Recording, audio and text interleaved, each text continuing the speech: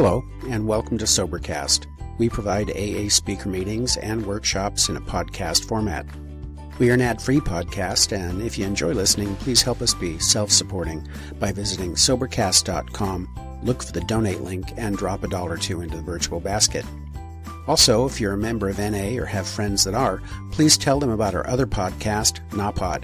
NAPOD features NA speakers and workshops in the same format as SoberCast. We upload a new speaker every day, and it's easy to subscribe by searching for NAPOD, N-A-P-O-D, all one word, on any podcast player app, or go to napod.xyz if you'd like to listen online. Hope you enjoy the podcast and have a great day.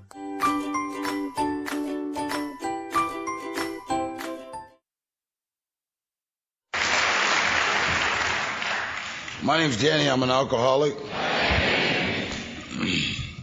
And,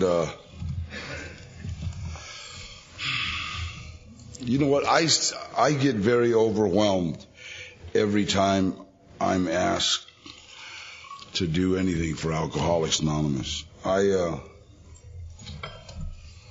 was at a meeting and I gave this brilliant talk.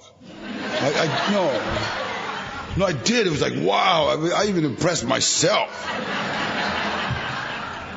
And then I was talking to this newcomer, and he said, you know, the most important person in this meeting right now to me? And I said, Who? He said, the greeter, the guy that greeted me at the door. He really made me feel at home.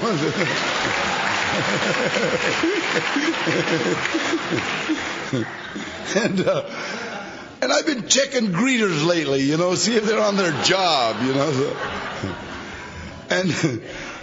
And I love it because you know the people that are like really understand this program. They're not like talking to a girl saying, yeah, hi, you're welcome. You know, they're not doing that.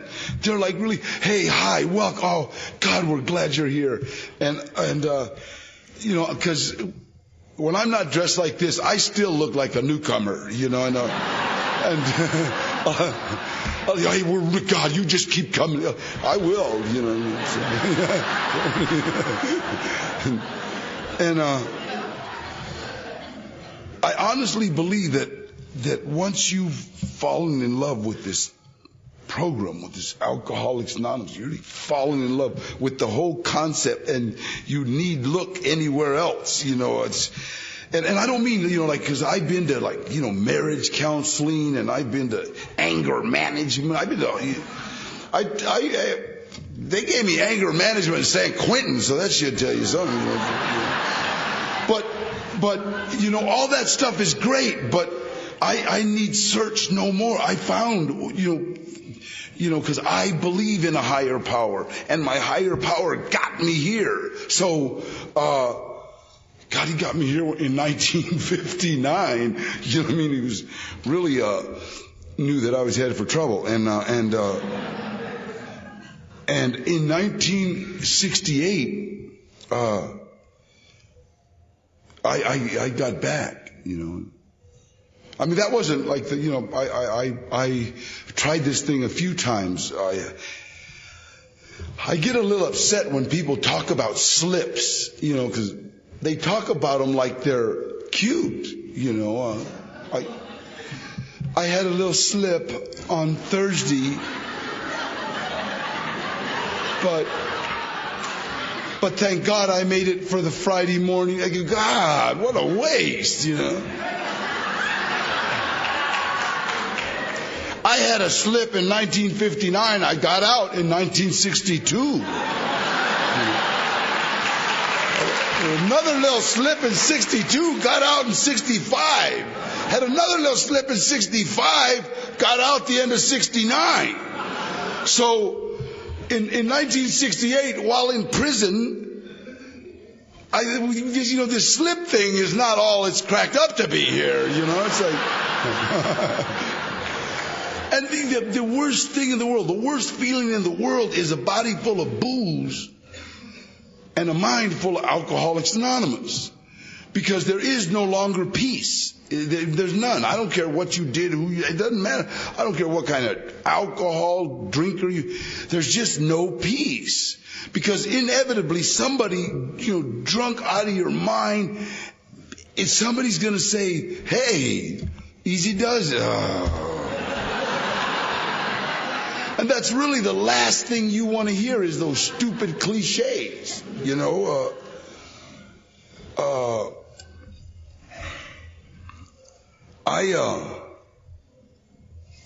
it's funny because I met my sponsor in like 1962.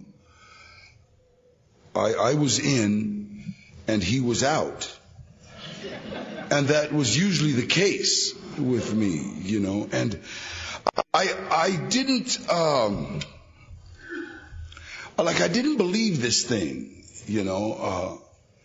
because you're going to have to understand, some of you got here, thinking that you were really hip, slick, and cool, I got here knowing that I was really hip, slick, and cool, and I proved that over and over and over again in every penitentiary in the state of California, and I remember the first words that my sponsor said to me. I was sitting in the joint and I was Bonnaroo down. I mean, I was sharp. God, I had creased pants, starched. I had creased shirt, starched. I had a T-shirt with a pleat and a jacket, starched. My pleats were so sharp that if you got too close to me, they would cut you. It's like, and I walk out and I'm standing in front of Johnny Harris, and Johnny, and he was wearing this gorgeous suit, and and he kind of said, prison clothes don't impress me. And I said, what are you going to teach me? And he said it. He says, I'm going to give you some previews of coming attractions. He says, Danny, the only thing that's going to beat you to prison again are the headlights on the bus.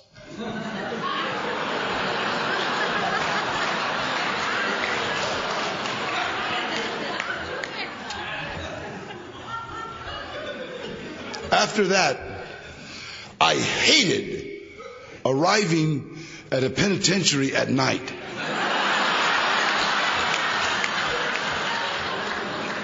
Because they'd have the damn lights on. And when you're pulling up to San Quentin and the lights are on and you remember the only thing that's going to beat you to prison are the headlights on the bus, you see the headlights and you want to ask the driver, could you shut those off? And I knew about this program. Do you understand? I knew about it. Everything. When I got out of Penn in 1965, I took what was called a 30-day crash dive course.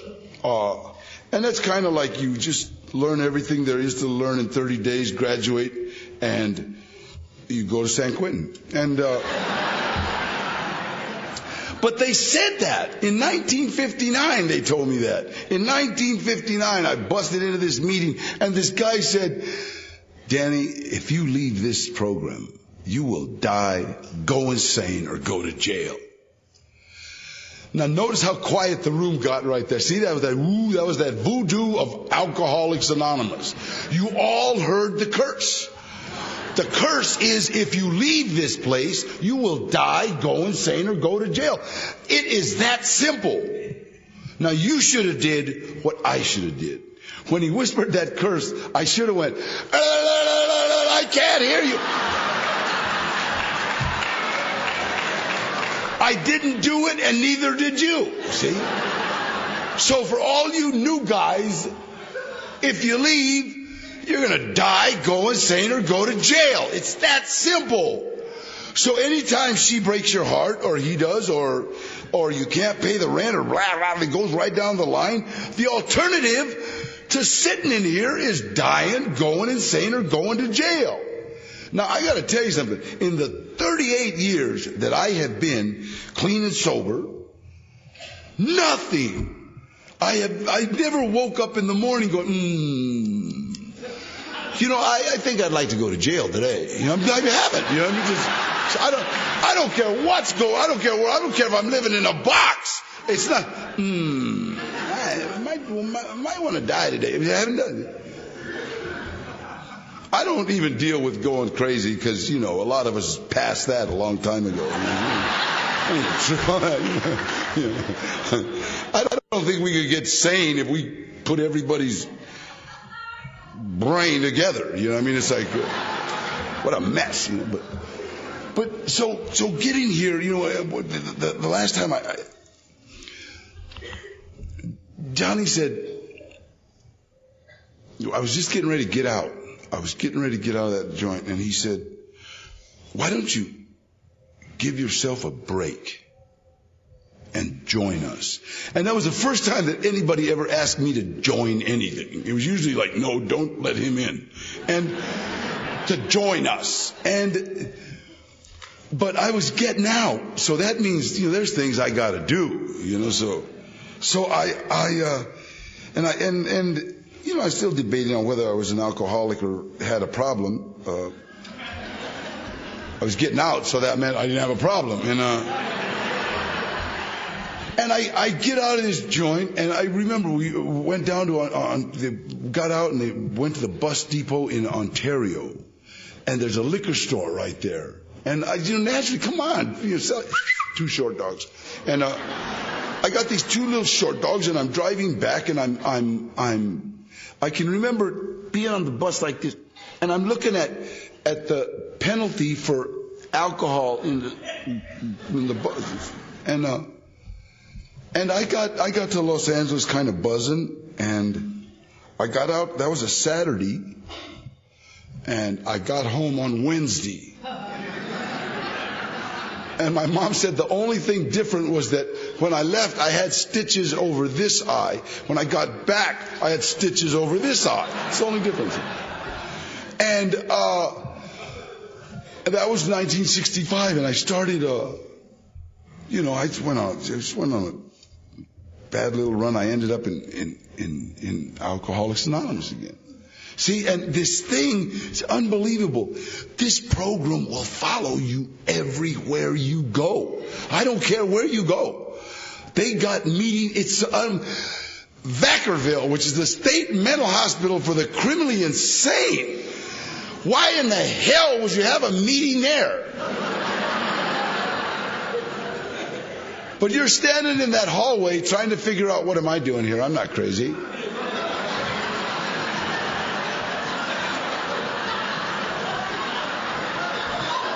These guys are crazy. I'm not crazy. Alcoholics Anonymous is now meeting in the dining hall. The Ross Mars group. I forget the name. Ross Mars. Now, and you're like, this is crazy. These guys are crazy. And they all know about here. It follows you, you know. And in 1968, there was an incident on the prison yard in Soledad, and 3 of us went to the hole, and it wasn't nice. And I remember saying, God, if you're there, everything's going to be all right. If you're not, we're screwed. And that was it. That was it. And I got out of I went to the hole in Cinco de Mayo, you know, of course, you know, it's like, but see, everybody doesn't realize. Everybody thinks Cinco de Mayo means 5th of May. It actually, for a Mexican, it means get bail money. And And because you're gonna go to jail. It's that simple. You have to. If you're from the heart Mexican, you know what I mean? So Cinco de Mayo was a huge riot, and 3 of us went to the hole, and I stayed in the hole from May to August, and I got out in August, and I did the rest of that year, and I got out August 23rd, 1969, and I got sober in August of 1968, and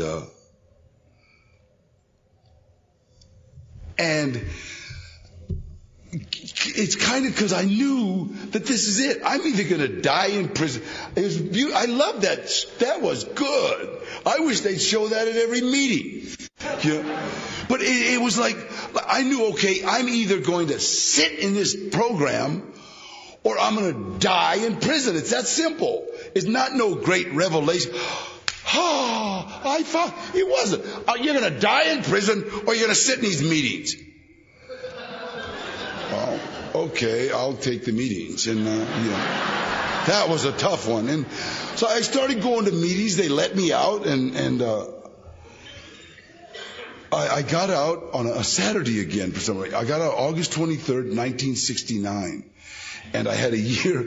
And I was sitting...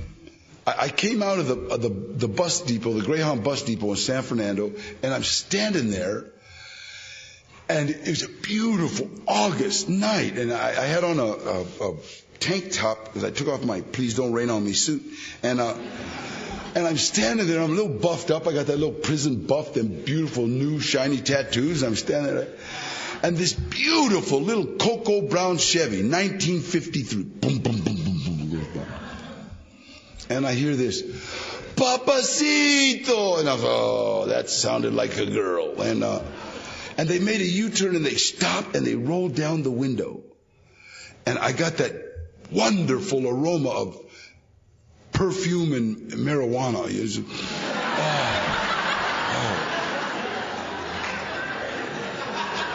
And they asked me, do you want to go to a party? And I'm looking in the back seat, and in the back seat there was this angel from heaven, and her dress was like up to about here, and her hair was kind of twisted, But the beautiful thing was, when you take pills, your mouth gets she had a Lilly F40 stuck right here. A pill.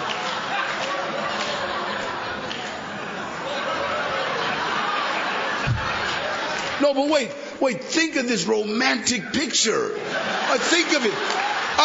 This is West Side Story stuff right here. You know what I mean? I could see myself going,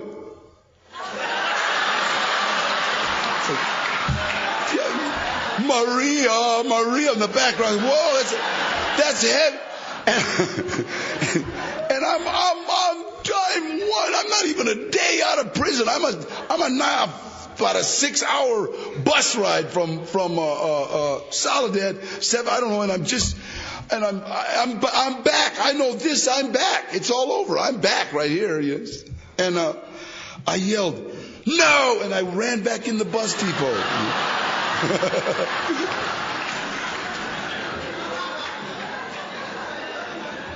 And I call up this guy that was busted with me. He got out first, and then he became, I think, president of AA. I don't know. He got out, and I called him. I said, this guy named Frank Russo. And I say that because he told me never to mention his name. And I says, Frank, come get me. He says, where are you at? I said, I'm in San Fernando. I'm at the bus depot. He said, okay, I'll be right there. And then he knew me, thank God, because I still had my eye on that cocoa brown Chevy. He goes, here, talk to my wife till I get there. And so all of a sudden I'm talking to his wife, you ever been in San Quentin? I don't know. Come on, I couldn't ask her what she was wearing. I mean, it's my friend's wife. What are you wearing? So he comes, picks me up, and he starts talking about meetings. He starts talking about meetings and this, and we'll do. And I you know what, Frank, take me over to my mom's.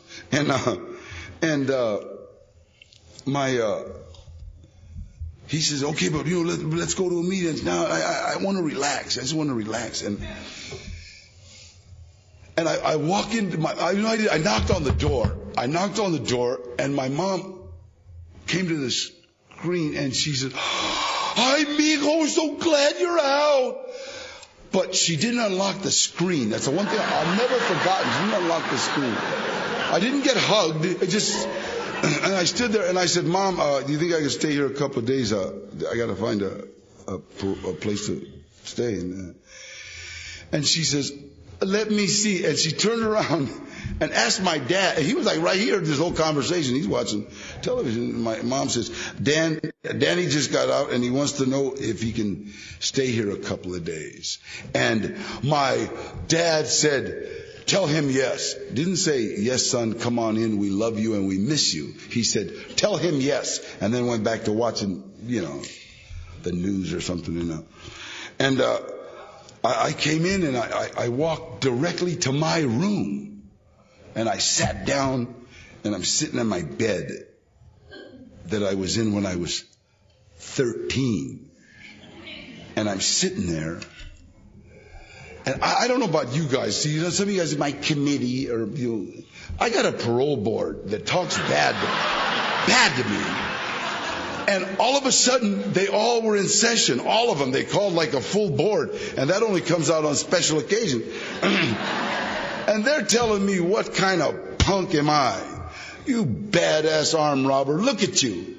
Your dad won't even talk to you. What kind of crap is that? If I were you, I'd burn this house.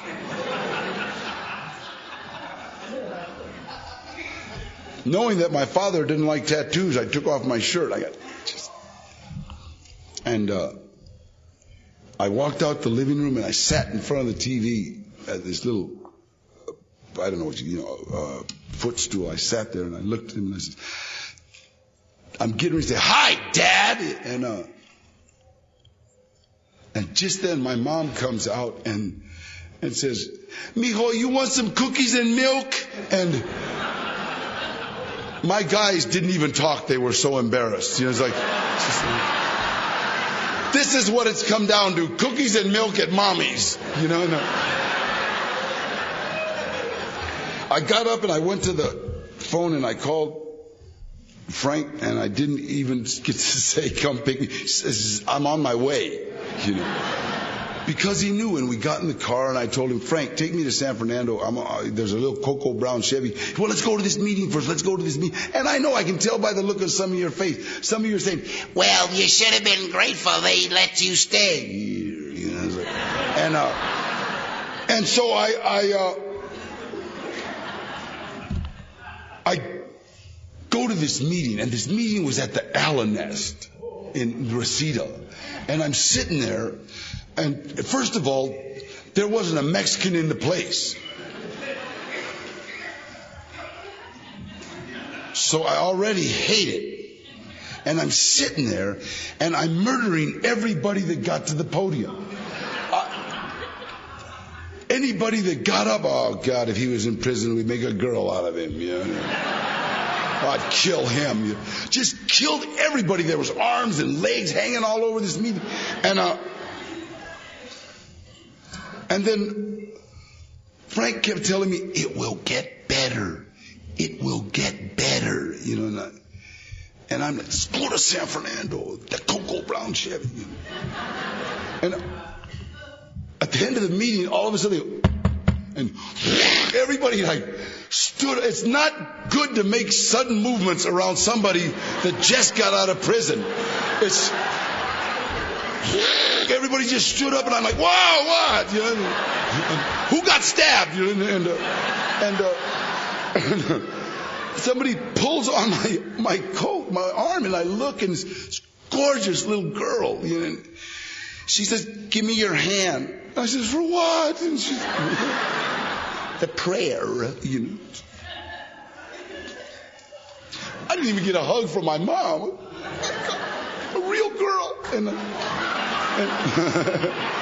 And then somebody else pulls on me. I look and say, it's a pretty little guy, you know. Just, give me your hand. For what? I look over at Frank. I told you it will get better. And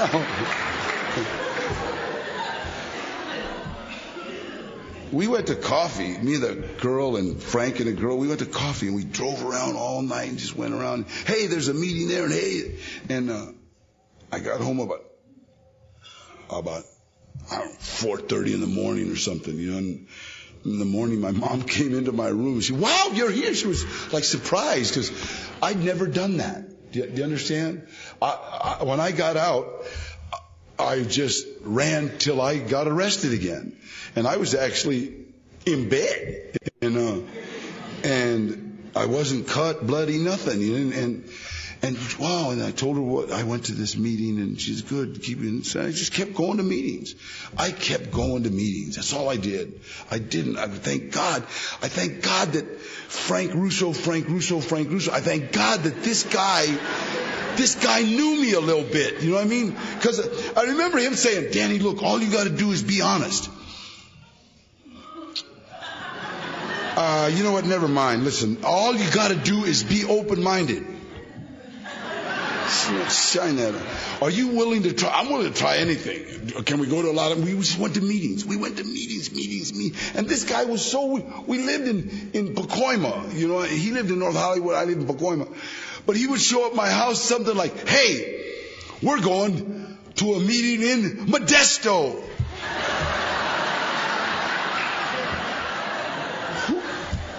And wow, all the way up to Modesto. And 8 people in the meeting, including us, you know. And then we'd be on the way, all coming back. You know, we'd be on the way back, and we would stop by Soledad and throw rocks at, yeah, we hate you, I'm out. And we'd, you know, hey, we're going to a meeting in Oakland. Stop at San Quentin. And I threw rocks at every penitentiary I was in, you know,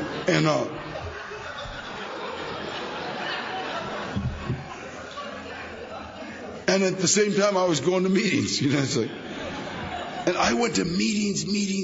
That's right. I just went to meetings. I'd sit in meetings, and funny because I used to have this get away from me or I'll kill you look, and on the outside, yeah, I had it good, and I just sit there and just like, and people wouldn't come running up and, you know, and but on the inside, I was like, whoa, we're here, and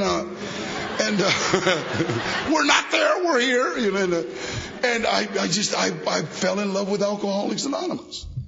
Do you understand? I fell in love with it, and I remember asking Frank about an inventory the first time. I said, Frank, what about that inventory? He said,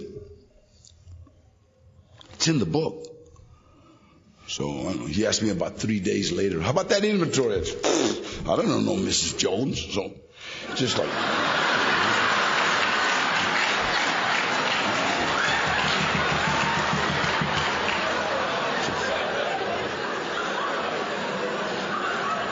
let's go to a meeting.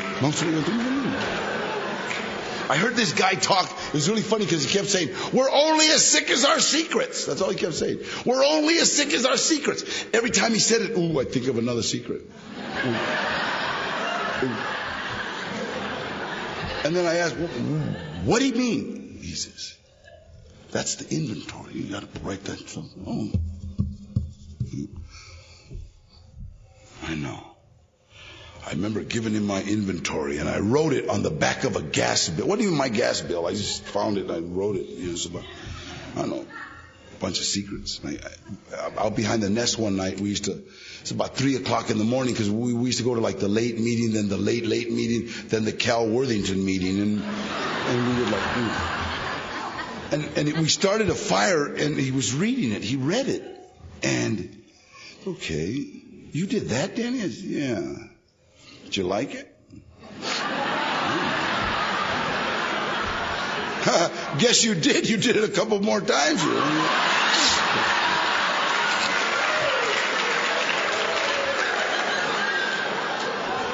So we're done with it. He gets it and he throws it in the fire. Throws it in the fire, and then he's going like this. I'm thinking this is like some kind of ninja stuff from I said, what are you doing? He says, I'm giving all this to God in the smoke. Whoa. That was like the heaviest ninja stuff I've ever heard in my life. For about 10 years, everybody that I sponsored,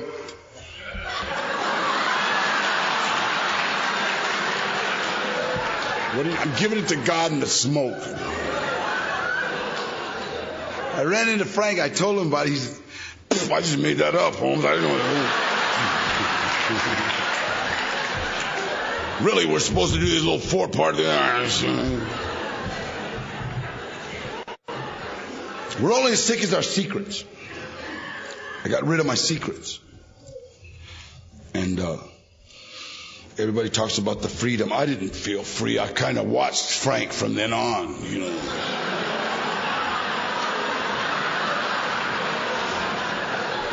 You ever tell on me, I'll kill you.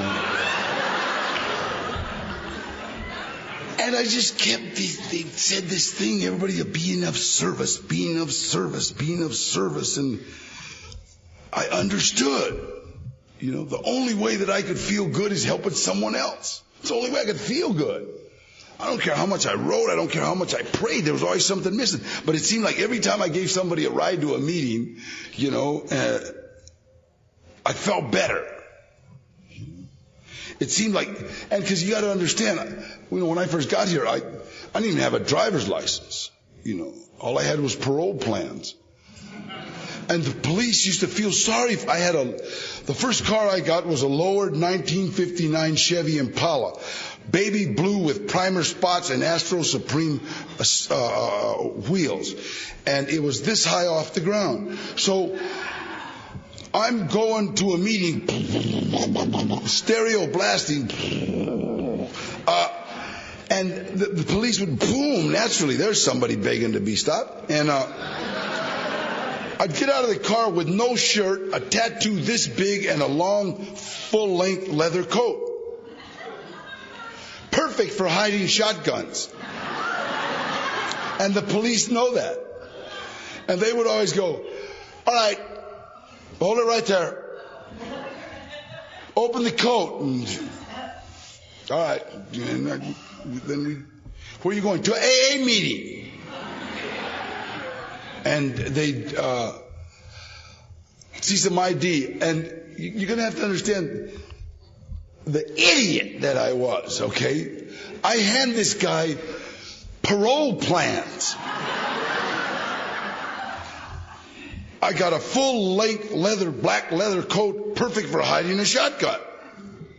No shirt with a tattoo this big on my chest. You are an idiot. I got called an idiot, stupid, other names so many times. But here, I feel sorry for you. Get the hell out of here. You know? Never got a ticket. Didn't have a driver's license. I'm going to AA.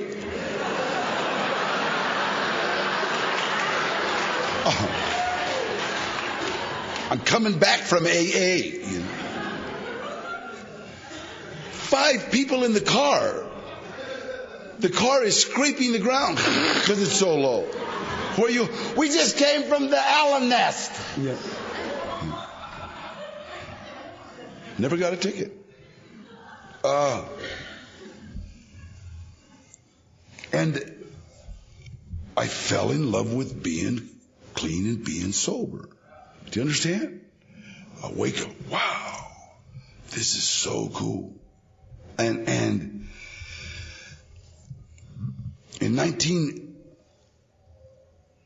I hate people that remember dates. But August 22nd, 1969, the 22nd, I was getting ready to leave prison. And I'd given away all my worldly possessions.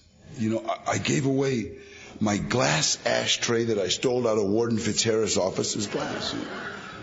I gave away my piece of carpet, shag.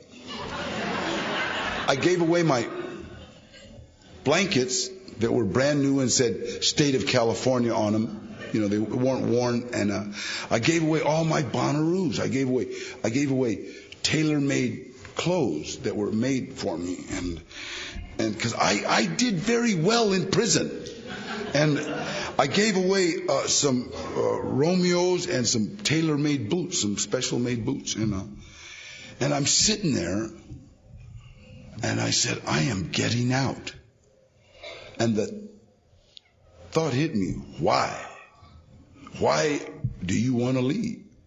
Why do you want to leave, go out, play that silly game with the parole officer, finally be broke, do a robbery, and then run? And so, but something else that Johnny said in 1962, he said, why don't you give yourself a break and join us? And I heard it. I heard it again. And I said, that's what I'm going to do. So I started going to meetings. Meetings. Service. And I think the way my higher power set this thing up for me, I don't know how he did it for you. But he gives me a job every morning. He says, Danny, your job is to be happy, joyous, and free. I'll take care of the rest. And it seems like everything good that has happened to me has happened as a direct result of helping someone else. Everything. I was trying to get my son, he was 15 at the time. I was trying to get him going crazy, trying to get him to meetings. He was 16. He was doing that math. And come on, Gilbert, let's go to a meeting. Let's go to a meeting. And he would go, no, Dad, all your friends have been to the joint. They're all killers. I just smoke, man. Yeah, I just ate. Lost. And I was speaking in front of 300-400 kids at a time, telling them about drugs and about alcohol, different schools. And one day I go out to talk and I just completely lost it. I couldn't do it. I said, what the hell am I doing here? And who the hell am I? I'm here. I'm going to talk to these kids, and they're liable to find my two dead behind a 7-Eleven. And I couldn't do it. I turned around and I started walking back. And Chispas, one of the ex-leaders of the Mexican Mafia, who found God.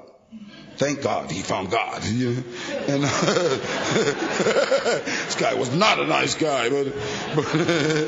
And he stopped me and said, what are you doing? I said, you know what, I can't do it. Chispas, I can't do it. I'm done. I'm through. He says, wait a minute, what's wrong? I said, you know what, I'm here acting like I know something, and my kids are dying. He said, well, why don't you practice that stuff you talk about, letting go and letting God? And I said, wow. It's a good thing he was in the mafia, ex-mafia, right? I socked him. And I said, but he's, no. Aren't you supposed to turn them over to God? I went and I talked. That night, I went to a meeting. I went to an NA meeting that night. And I'm sitting in this NA meeting. And I'm killing everybody again. After the meeting, this kid walks up to me. And this kid is bald-headed. Mexican kid walks up. Hey, I want you to be my sponsor. I look at this kid. This kid's his eye is pierced. He's got a piercing through his eye. He's got a piercing through his nose. His tongue is pierced. His lip is pierced, and he's got a little knife hanging down. He's got both titties pierced. I'm thinking, I'll turn this kid into a Republican.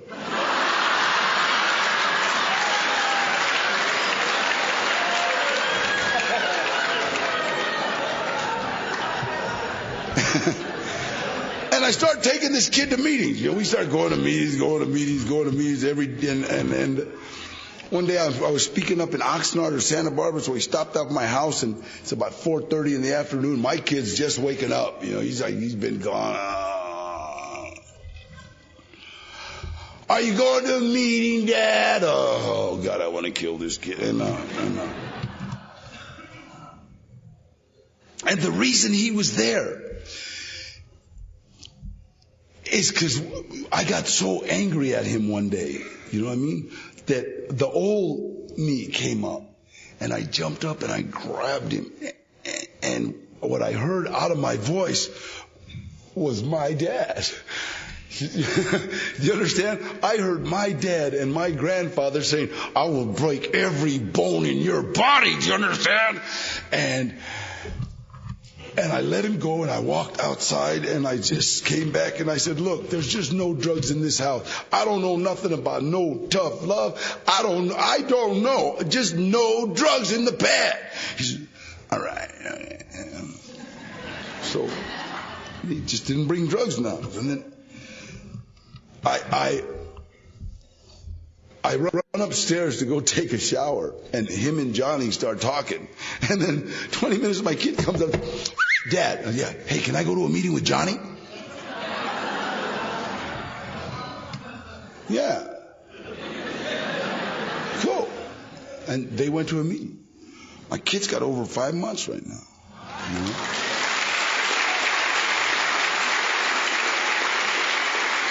Everything good that has ever happened to me has happened as a direct result of helping someone else. Everything. Do you understand? Everything. My daughter, I moved them 2 in with me. I just both of them. And I told my daughter, look, you got 2 rules. Don't die on me, and don't drink or use. And I can live with that. And she's got over 5 months off that meth. You know, So this program won't only save your life, it can save your whole family's life. My sister has got 7 years. One of my best friends just got out of the joint. He's got he's going on a year. My brother's got 3 years. And you try to tell me this thing don't work, see? I found what I was looking for in Alcoholics Anonymous. I need look no further. No. And I see people searching. I'm searching for a spiritual contact. Oh, why don't you pray? God answers knee mail. Hey, that was pretty good. Knee mail. Did not email, knee mail. Do you understand? Get on your knees and pray. That's all there is to it. That's your spiritual contact. I love it. I love walking around the house in the morning mumbling a prayer, and then watching my daughter walk around mumbling her prayer, and then watch my son, hey, stop mumbling so loud. You know? He mumbles his. You know? I live with my son and my daughter in Marina Del Rey. My son's in a band. It's his band, so that means every morning I wake up, there's at least 4 people laying on my floor. And I love it. I love it. Yeah. And if you're new, now listen up.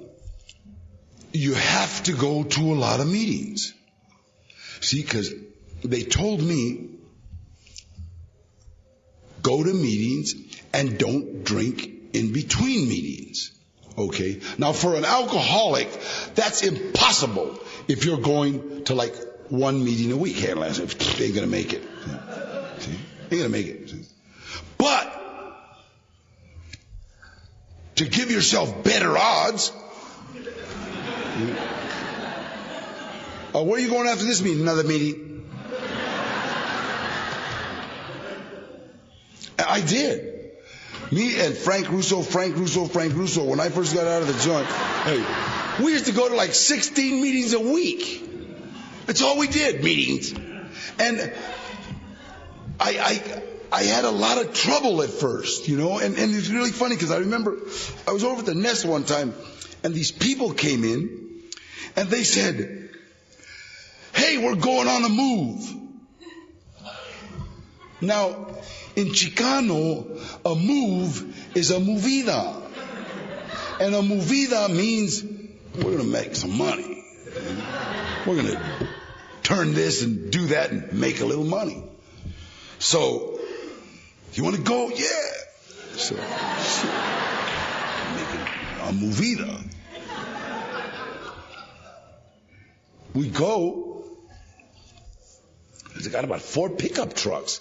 I'm thinking, shoo, these guys are heavy. You know?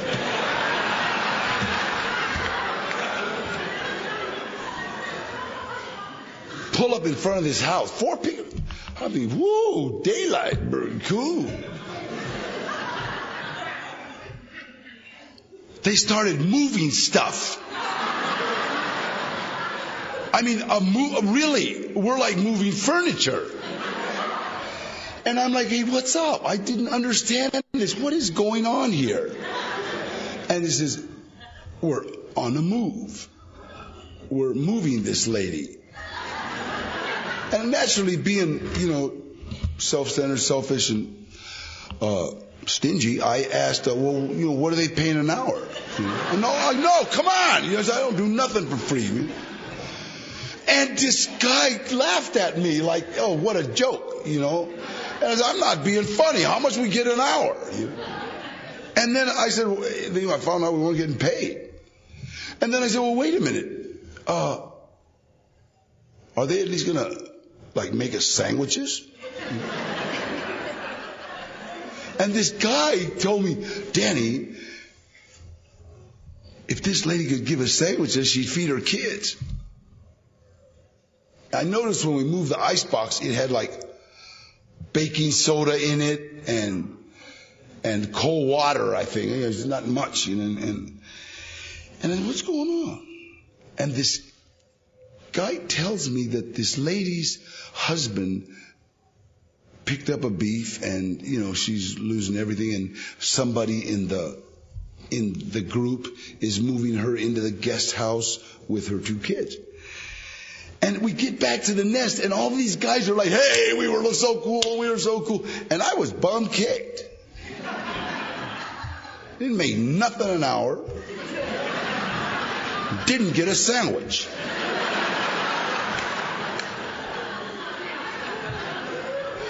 And I went to Sam, this guy named Sam Harding, and I said, Sam, what happened? What's wrong with me?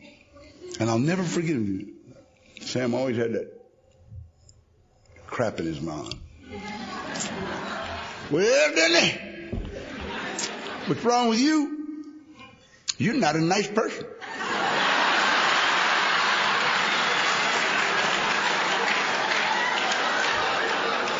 And your problem is double, because you're not only not a nice person, you don't even look like a nice person. You have never done anything for anybody and not expect some kind of reward. And he said it like that, reward. If he'd have just said reward, like a normal person, I could have forgot it.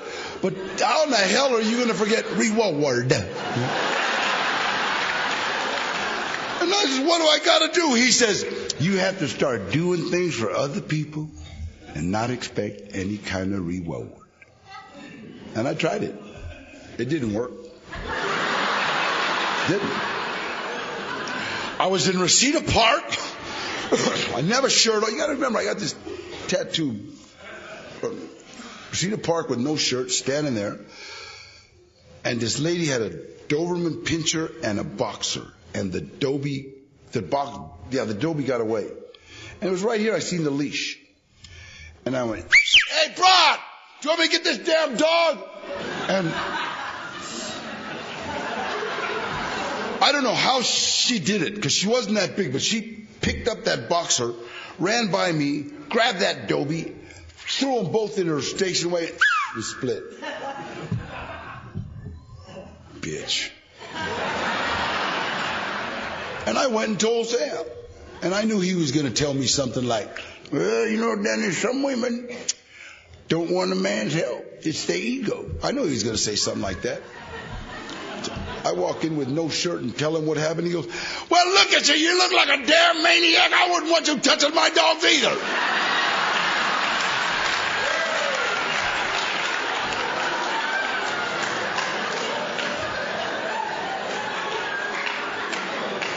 aren't you wearing a shirt?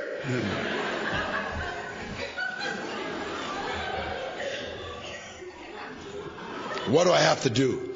Now you have to start doing things for other people and not even let them know. I said, well, that's stupid. Now I can't even get thanked. That's what I started doing. I started doing stuff, just doing things. Everything good that has ever happened to me has happened as a direct result of helping someone else. Everything. And I learned that. And I thank God for those people. And it's still working. In 1985, this kid called me up. And he said, it was actually the first phone call that I got from 1969 to 1985 that somebody was actually asking for help. He said, I feel like I'm going to get loaded. I've never gotten a call. My calls are like, hey, home. I slip. My calls are at like 10 to 2. You know, hey, I slip. You know, those are my calls. The first call I've ever gotten where somebody actually said, I feel like I'm going to get loaded. And it's like, wow, a real phone call. You know, and I come on over. You know, we'll have coffee and stay up all night. And he said, I can't, Danny, I'm working. Can you please come down here? And he said it, and I'm a sucker. My daughter does the same thing. She'll ask me for something. She won't cry, but then she the little twitching, little, you know what I mean? Oh, God. And I could hear it. He said, Dad, can you please come down here? Oh. Why me? I went down. I thought it was going to be like a regular 12. I was going to wait out aside of his job in the parking lot. He was going to come out at 12 o'clock. It's 11 o'clock at night. He's going to come out at 12 at their break. We're going to sit out in the car, drink coffee, smoke cigarettes. Then he was going to go back in. Everybody was going to think we're gay. And then...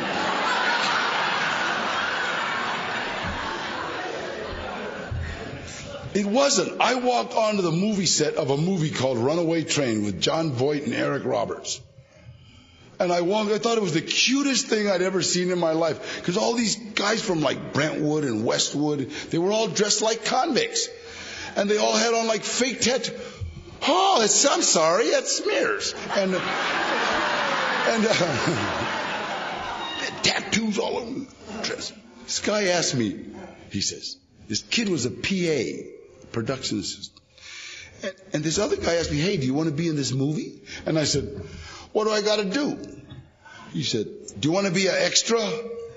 I said, an extra what? He says, can you act like a convict?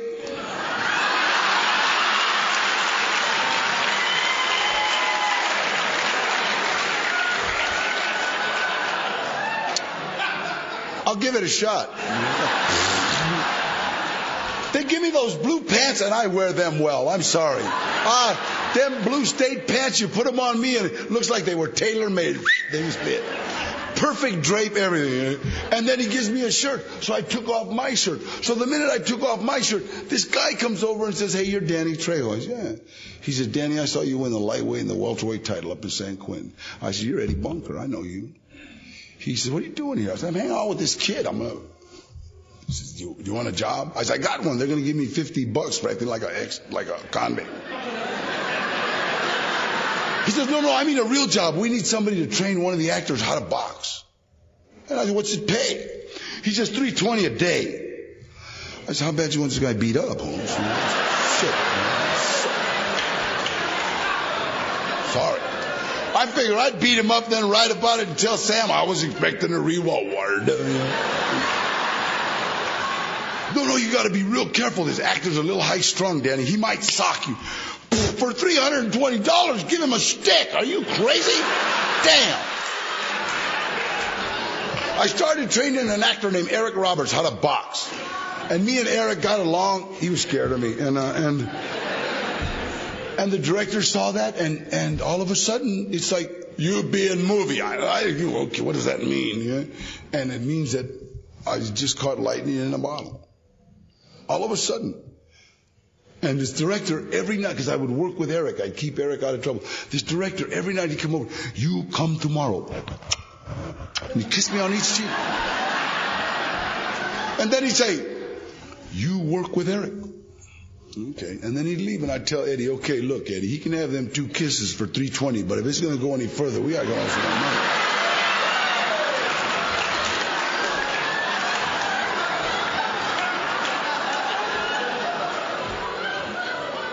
I got everything. I got insurance. I got union. I didn't even know what I had. They paid me. I worked for 3 weeks. They paid me. I got more money taken out of that check than I ever made in a robbery.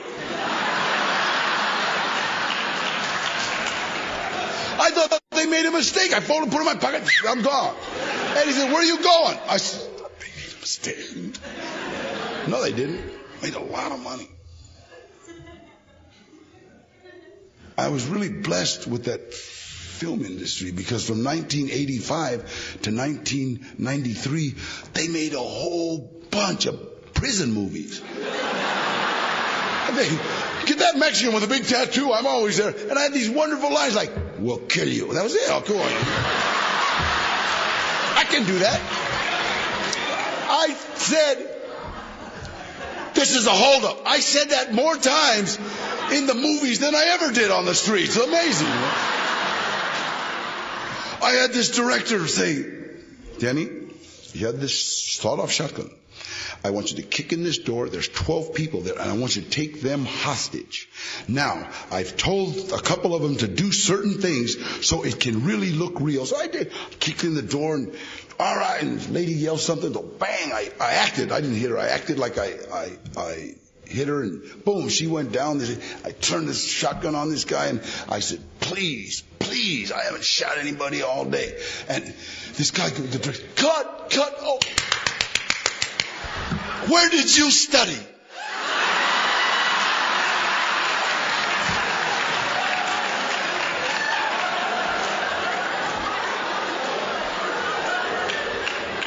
Dale's Market, Piggly Wiggly, Bake America. A lot of drug dealers and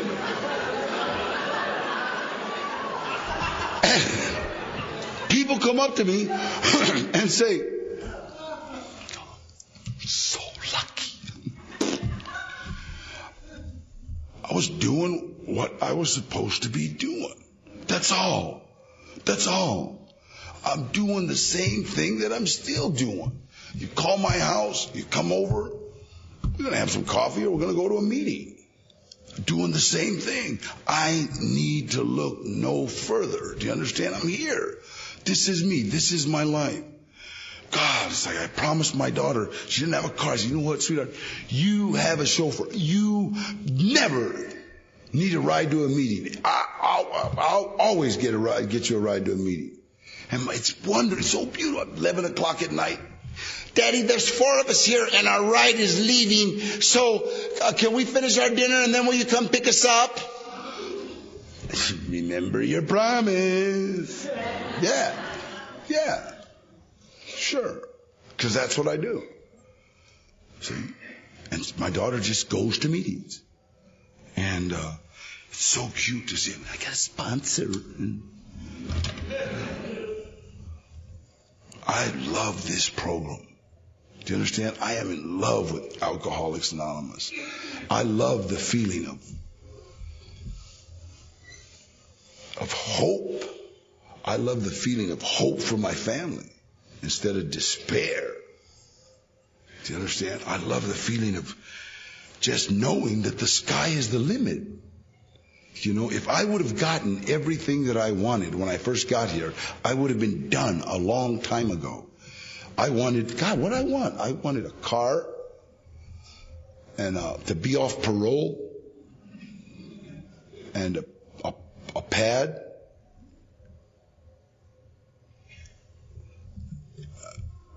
That's about it. You know what I mean?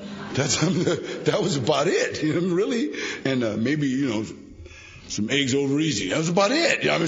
And it's like all of a sudden, it's like, I can't explain my life. I am so scared sometimes that somebody is going to come by and go, Danny, wake up, let's go to chow. Oh, he wasn't. Oh, shit.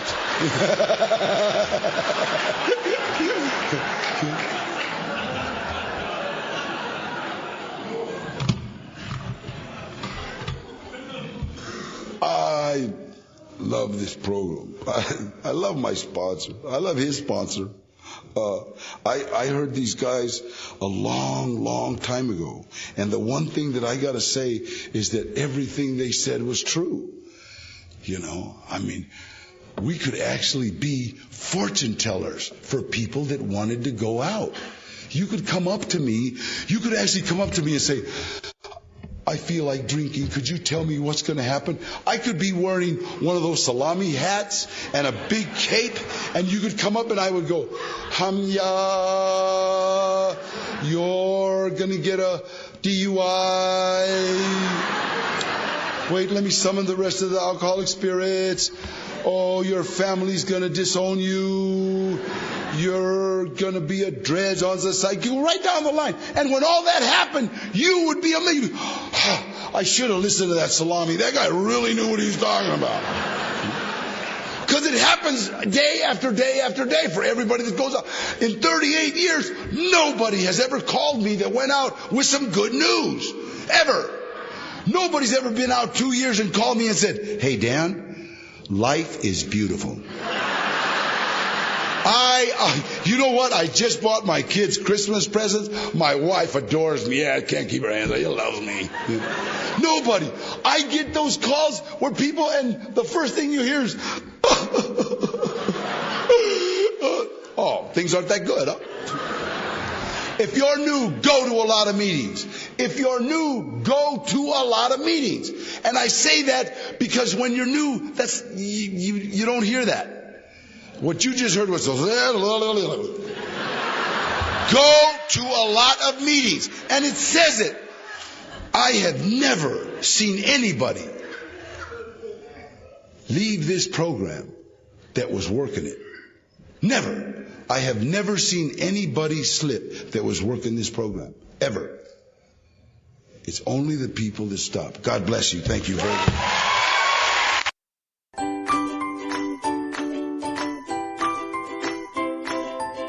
Thanks for listening. I hope you enjoyed the podcast. Sobercast is ad-free, and we'd like your help in order to keep it that way. So if you'd like to help us be self-supporting by pledging $1 or $2 a month, visit Sobercast.com and look for the donate links. Thank you very much.